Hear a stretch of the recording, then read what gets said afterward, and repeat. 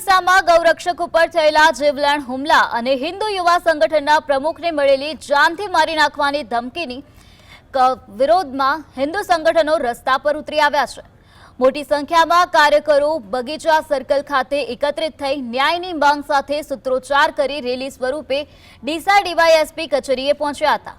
સંગઠનોએ પોલીસ તંત્રને આવેદનપત્ર પાઠવી અસામાજિક તત્વો સામે કડક કાનૂની કાર્યવાહી કરવાની અને હુમલાખોરોની તાત્કાલિક ધરપકડ કરવાની માંગ કરી છે।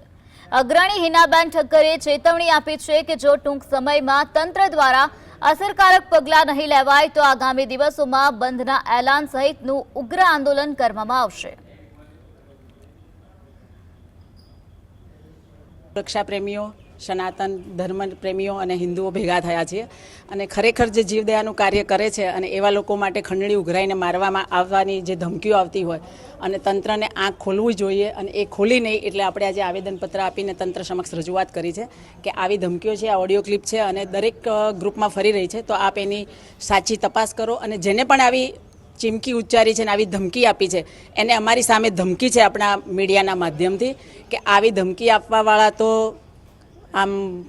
અમે એને શું ગણીએ, મચ્છર બરાબર ગણીએ છીએ।